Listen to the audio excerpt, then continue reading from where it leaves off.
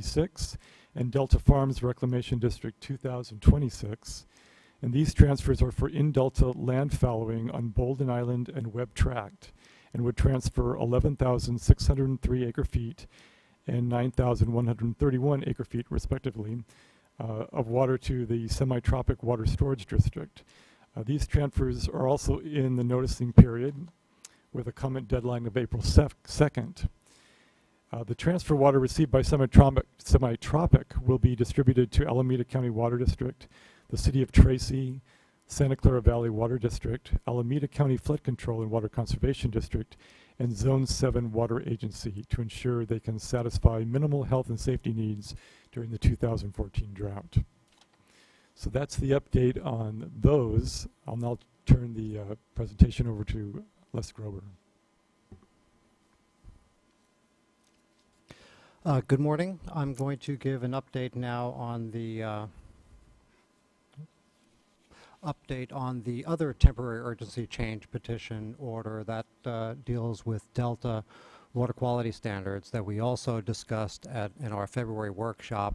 And as we discussed at that time, that order had been crafted to continue to adjust both to changing standards, changing needs, and similar to what Jim was presenting and describing for those other petitions and orders, it's how do we make the best use of water? How do we continue to back up water and storage so it can meet, as much as possible, a variety of needs? So the original petition was received at the end of January. We issued the original order on January 31st. And since that time, we have modified it twice, in February 2nd, and I'll go into a bit more details. That was response to a precipitation event, and February 28th to extend it for March conditions. In general, and we're anticipating now another modification just imminently. I checked the clock here. It's still morning. We were expecting it today to further adjust requirements to make the use of the recent precipitation events. So the initial order had some amended requirements. The principal amended requirements had to do with the operation of the Delta cross-channel gates, and they immediately took advantage of that modification to open the gates when they would normally be closed, and that was intended to freshen up the Delta, to maintain control of salinity in the Delta. But that, of course, has a downside with regard to the fishery effects, so that's why we're continuing to look at what are the best set of conditions to operate under. And part of what is required under that order is continued meeting of this real-time drought operation management team, which consists of the Department of Water Resources, the United States Bureau of Reclamation, and all of the fishery agencies, because all of the discussions there have to do with not just this order, but also the operative biological opinions. And it's in real time, what do we think is the proper mix of things to do to provide that adjusted protection of all the beneficial uses.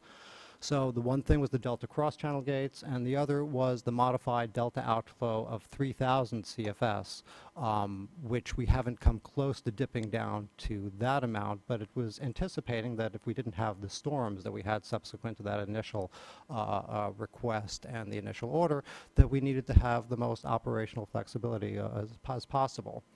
The original order had some other conditions. It limited, when we were operating under the order, it limited exports to 1,500 CFS for health and safety.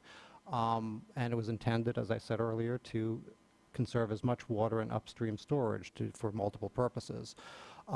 We thought that what would be needed to get us through the year 2 was to have detailed, water balance information to know, well, what's the long-term operation? We're continuing to have those discussions on getting that. This has been clear from the continued requests and the continued changing conditions. This is a difficult time of year because we have the rainfall events, so it's hard to know exactly where we're going to be landing. So as I'll describe in a little bit more detail in a moment, this is the critical month now going into April when, sadly, it's going to stop raining and we're going to know just how bad it is and how we need to operate. So as I said already, we've intended to adjust standards as necessary under this order by having modifications of the order, and that's what we've been doing. So on February 7th, just a few days afterwards when it started raining, that was the first adjustment to make sure that they could basically revert back to operating under D1641 rather than under the conditions of the order. And that was to take advantage of natural and abandoned flows. So it still has the effect of backing water up into storage, because any additional exports, changing operations still doesn't result in losing that upstream storage.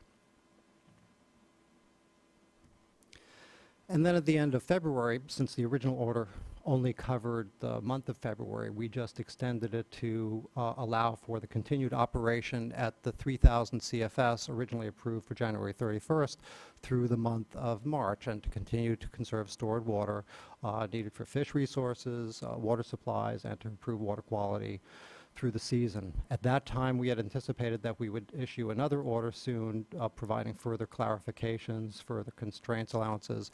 We have not yet gotten any specific requests. What we're anticipating now, well, before I go there, for now, and there's some, it just shows how complicated it is actually to assess these things. On the slide here, we're saying we've operated under the order for about 15 days because the Delta cross-channel gates were open for 9 days, and there were about 6 other days of which they operated under the export constraints of 1,500 CFS. The department actually would say a lesser number of days because it depends how you track these things. But that's why when we get the information from them, we're going to, better determine in terms of tracking the water when we've been operating under D1641, when we've operated under the temporary urgency change order. We're also expecting to get, before the end of the month, the water balance information so that we are better informed now how to get us through the rest of the year. So we're anticipating now 2 modifications. The current modification falls in the category of how do we have some additional operational flexibility, again, to take advantage of these recent storm events and not go all the way to back off, well, as soon as we can't meet Delta outflow requirements, the full Delta outflow requirements, which would be 11,400 now, a middle ground that would be something in the order of 7,100 CFS, or operating to a certain number of days in terms of where the salinity control is in the Delta.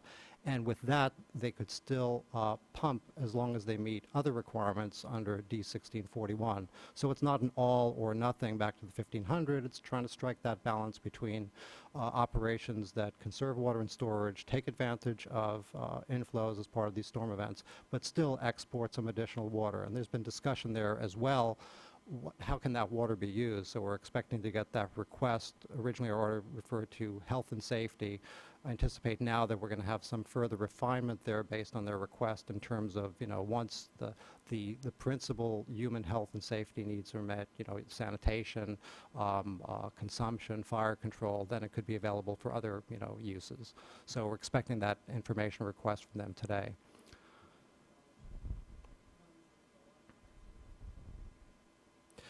Well, it's depending on, exactly, yes, because of course we've already gotten, just to back up a bit, we've gotten about 36 comments already, including petitions, for reconsideration requests. So those are all things that we're not responding to now in this order. We anticipate responding to some more of those things in the next modification to prepare ourselves for April, for the longer term, and that's going to be in the next 2 weeks then. And that's going to be the bigger change, because we're going to be responding to some of those things. We'll have a better idea of what the hydrology is.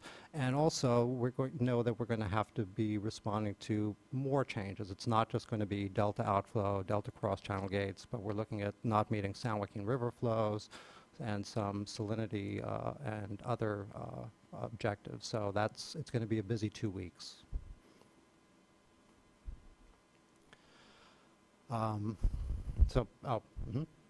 Just to be clear, Les, you or some of your staff have been meeting with the fish agencies and the projects all this time?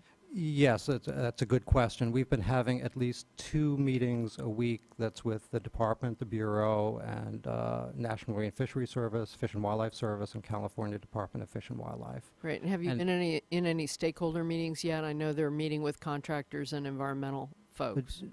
I have not aware of any specific meetings with other stakeholders. Of course, there's been other related meetings, the questions having to do with transfers. How does all of this affect, and what does this mean with regard to transfers? And what we've been saying there generally is like, well, the Delta change order is intended to, do that adjustment of standards. It's not intended to constrain transfers, so transfers can happen, but it'll depend on the specific transfers. So changing, unless any more questions on this, because I was going to change the subject a little bit now to also some of our activities as we had discussed at the workshop as well. We're continuing to get requests for changes for FERC license projects, other hydropower projects. We've issued a number of letters of, concurrence, some from staff, some from the deputy director, some from the executive director to various projects.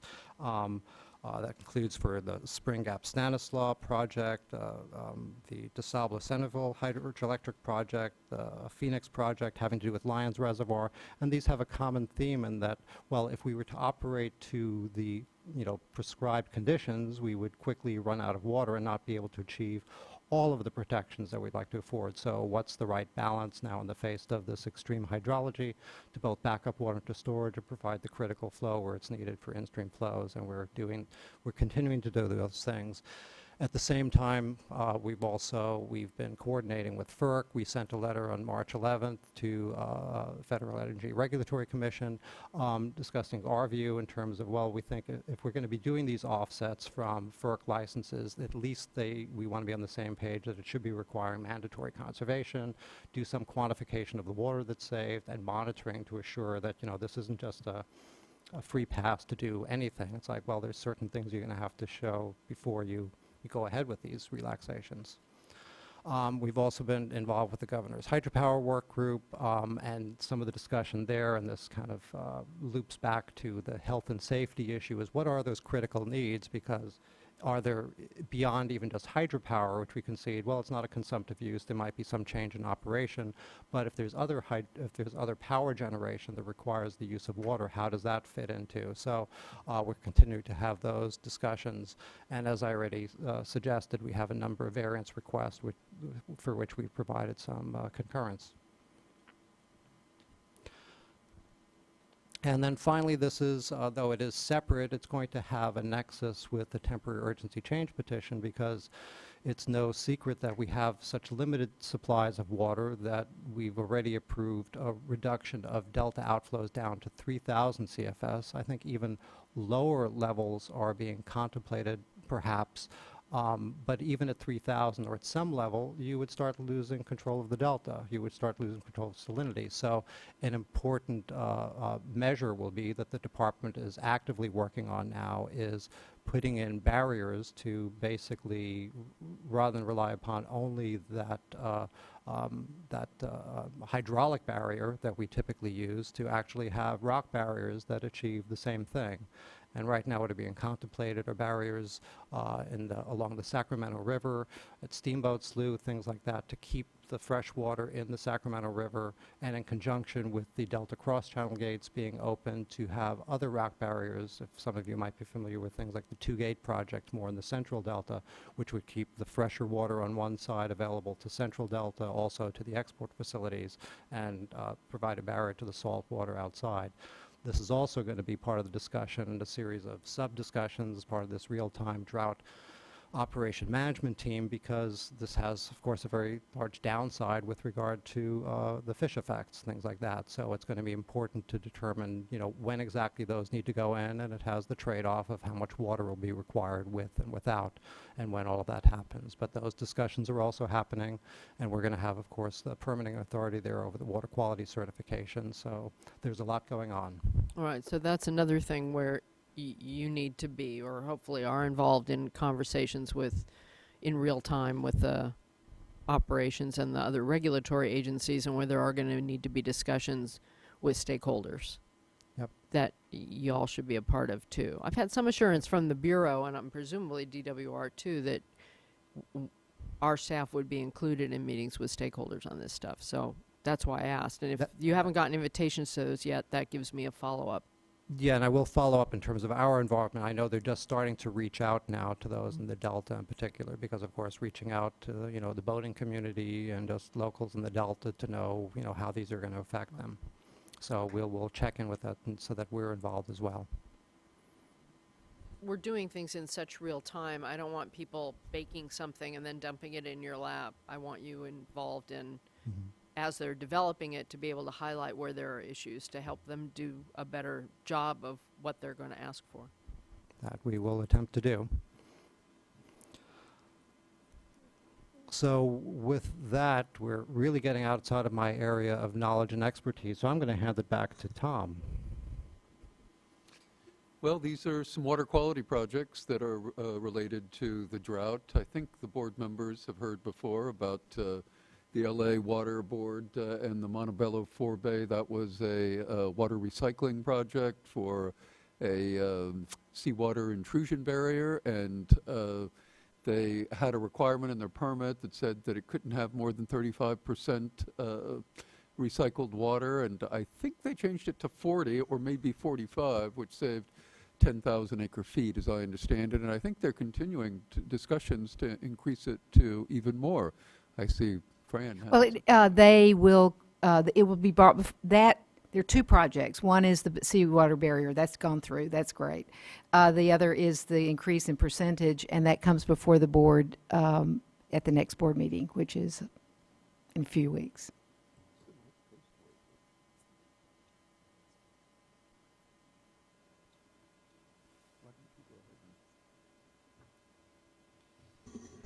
The next project, we can get you more information on this, but we were just informed by Region 1 actually yesterday that they just recently approved an amendment to their irrigated ag waiver to offset potable water use. So they reported that, and I think that even went up as information to the governor's office yesterday. We've also prepared a general permit for recycled water for both for agriculture and for landscaping purposes. I saw in my email that that was sent to the regional boards today for comment, so that's drafted. And depending on how things go regarding CEQA, we would be bringing that to the board for approval in June, but it could be sooner than that. And that permit is designed or built upon a permit that Region 2's been using since the 1990s and is viewed very favorably by the recycled water industry and seems to be working well in that region. And of course there's funding, and I think we've exhausted that topic.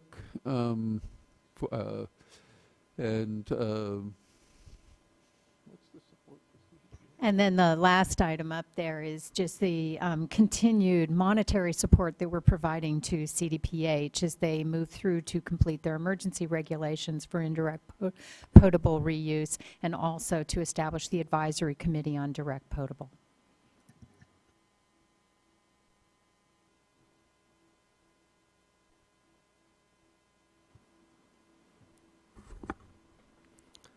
And that's all I had. That's, So any that's questions? a lot of stuff, and there's more. It will be continue to be an interesting year. Is now the time to thank Jim, who's retiring at the end of the month? No, I didn't know that. You My- can't. My actual retirement date is July 1st, but yeah. Well, now I'm feeling a little bit better. But he leaves at the end of the Oh, month. I see. Darn, now I feel bad again.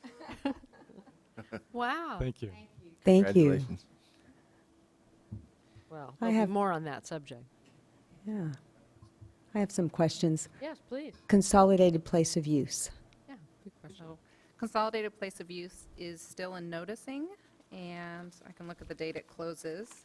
Let's see. So it closes on 3/20, so just around the corner. Usually when we get comments, we get them at the last minute on the last day. So I haven't heard of any comments coming in yet. I never did that with term papers, Okay. ever. 5 Deadlines, p.m. Never. Never. So, and then if we do not receive comments, our anticipated order approval date would be the 29th, so the very end of the month. And if we receive comments, then it would be April 18th.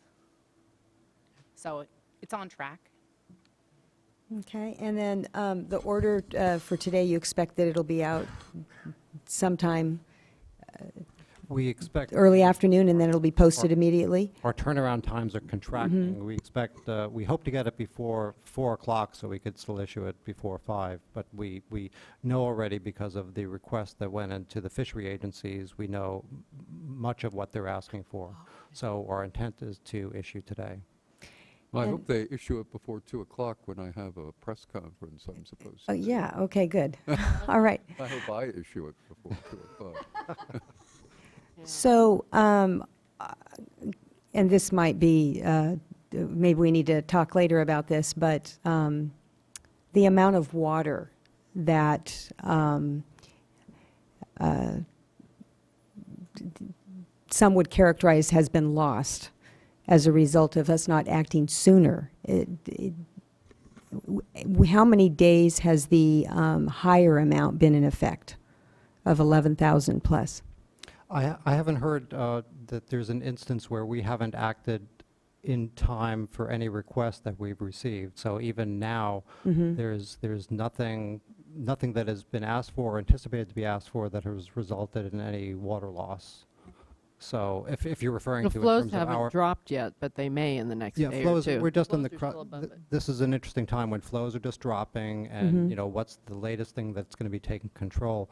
But we've so far provided a conditional approval, timely conditional approval to anything that has been requested. So it's resulted in no water loss or failure to be able to operate. Perhaps you're referring to, I mean, some would be concerned that there should be no constraints, you know, based on the approvals and such that we're doing, in which case there might be limits on what could have been done.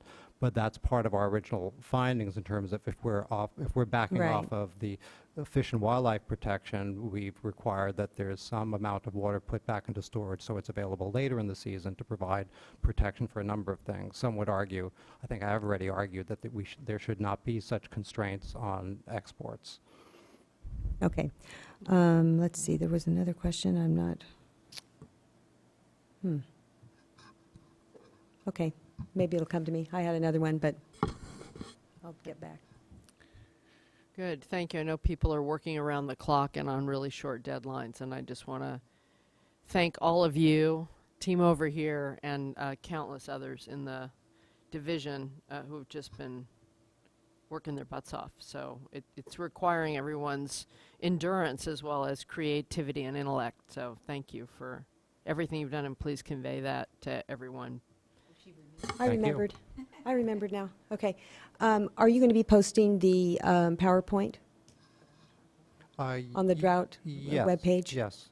We will do that. I mean, we can do that independently. It'll be part of the board meeting as well, but we can do it more immediately, perhaps as part of our drought work page on the temporary urgency change petition, cross-posted between that and the curtailment, so it's available. That's right, links everywhere. Yep. Is one of your issues, Board Member Diadamo, that the graphs for the San Joaquin River available and updated? And we're also looking at generating similar graphs or slides for other watersheds of interest. We've just been working with the department and others on gathering the information, identifying all the factors that Jim was discussing earlier. Okay, that's terrific. And what about the depletion analysis on curtailments? I know when you talked with us last, you said that you were needing to incorporate that into the analysis.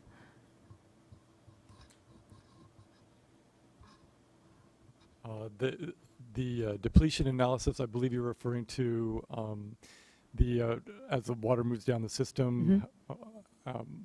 Yeah, John, have we done more work on that? I'm not up to speed on that particular item. We have been looking back at the records for consumptive use that the department has used in the past for the Delta area and comparing that to our records of online reporting, and we have done that with the lower Delta on riparian claims, and we're moving that to other areas to see if the reported amounts. I think when we get into the post-14 rights, what we're seeing is possibly some duplication of reporting of under their prior right and then also their post-1914 right. So it would not necessarily affect the prior right claims, but it may show a bigger demand in the post-14 rights as we look at this. So it's a big activity and trying to get some of that information. As far as depletions of natural losses, we have not got further along on that in the Delta. We are still working with the department on that. Okay. All right. Oh, just one thing. I'm interested in the rock barrier issue, and going back to the last month's hearing, DWR, our colleagues over there, had shown us the salinity, actual salinity measurements versus those that had been modeled, and the salinities measured were higher than predicted, and so with the rock barriers, notwithstanding the demand it will put on our agency to deal with the permitting and everything. But I'm a little concerned about just the undertaking and our confidence in what we're predicting in terms of salinity benefits. So it's and are there some examples that we've worked through maybe in previous droughts before my generation in terms of answering those questions ahead of time? I mean, I know we have the head of Old River Barrier, so that's an undertaking. We can use that for some precedent in terms of how we handle the permitting on this. But I kind of have two questions there, in terms of how are we feeling on the salinity analysis, and then how about the permitting challenge that we're in front of, and are we getting ahead of that, or are we going to be forced into sort of a scramble mode when some decisions get made?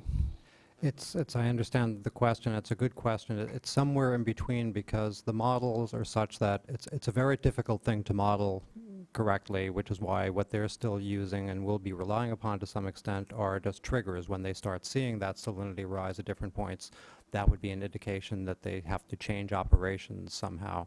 That being said, the models do a fairly good job of, just as I think they had presented, to show a with and without. So though it might not be able to model with precision when and how the salinity is going to be acting in terms of forecasting, it does a pretty good job of showing the with and without the barriers when we start having that split that would occur with the installation of barriers. So it's going to be tough then, and I don't have a good answer for when exactly they go in, but it's one of the things that we're certainly discussing as part of this, the real-time drought operation management team, is when do you put those in? When is it optimal to put it in? Because the fishery agencies have significant concerns about putting them in before that May 20th time that the Delta cross-channel gates typically remain closed. They have concerns with opening them well before that in conjunction with barriers, because that would make even a bad situation worse.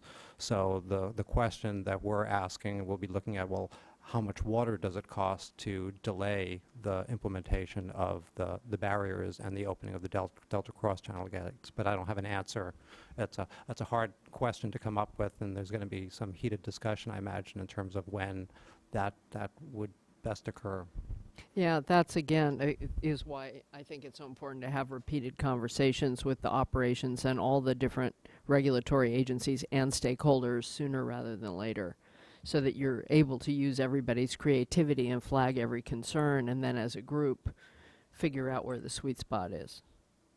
So Yeah, we're looking for that sweet spot. all things about the sweet. All right, thank you. Other questions?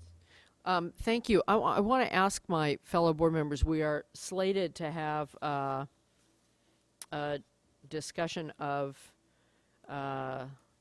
drinking water program update, and then the executive director's report, which generally is very well detailed in his report, and we don't tend to ask questions. That doesn't mean we wouldn't ask questions. And then we have the hearing, not action, but the hearing on the Caltrans permit, and I see the whole crew waiting patiently. I appreciate you listening all morning, as opposed to sort of thinking somehow we'd get through all that really fast. I don't know, hopefully you've got your Blackberries or something or they're with you. So what's people's preference on a lunch break?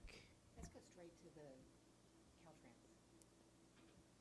I don't think it'll take very long. I don't know. The estimate here is 2 hours. That's why I'm asking the question. So we don't have a ton of people in the room, but why is the estimate 2 hours? Well, we didn't know. So we were guessing on how many people would come and give comments. Our staff presentations are probably about 15 minutes. Right, but the discussion is likely with speakers to be more. So do you want to go past? He's saying no. No? Just 2 cards? Well, we can give it a go. The question is, anybody's blood sugar going to have a problem if we go past 1? At a certain point, I turn into a pumpkin, so I'm just as happy to get to hear it. Because Liz and I keep doing the drinking water update together, so I kind of know what she's going to say. So if that's all right, that's a good suggestion. If there's not any objection to moving straight to Caltrans, great. Let's take it away. I see no objection. Thank you, team. I think we're going straight to Caltrans, Liz, not to drinking water.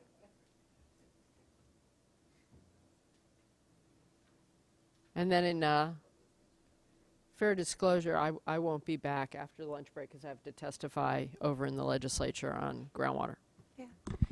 Chair Marcus? Yeah. Hi, may we have like a 5-minute break just to pull staff down? Sure, because Thank they you. thought it would be later. Yeah, if you don't mind. Hopefully they're not all out at lunch. Oh, my goodness. They're See- supposed to be on standby until I Okay, send them an good. email. All right, 5 minutes would be lovely.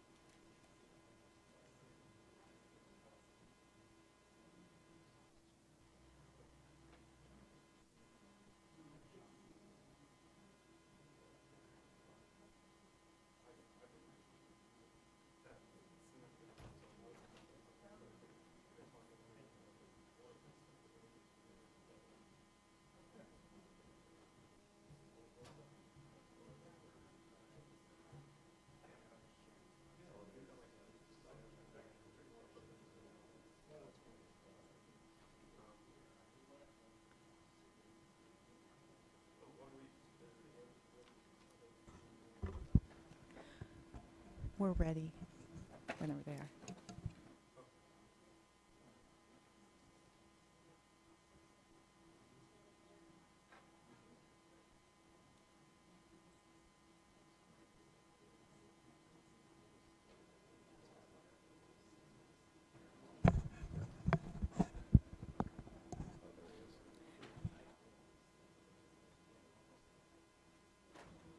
Thank you.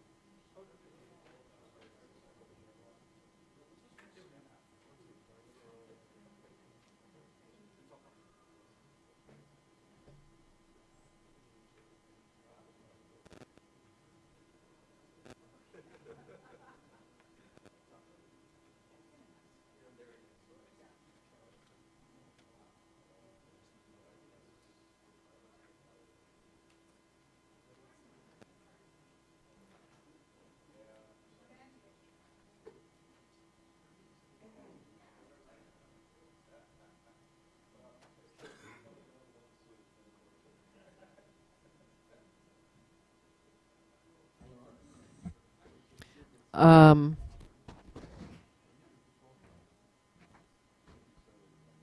well, I just wanted to alert him that we're going to start. Yeah. I didn't want to interrupt, but I think we should get going before. Okay. Hello.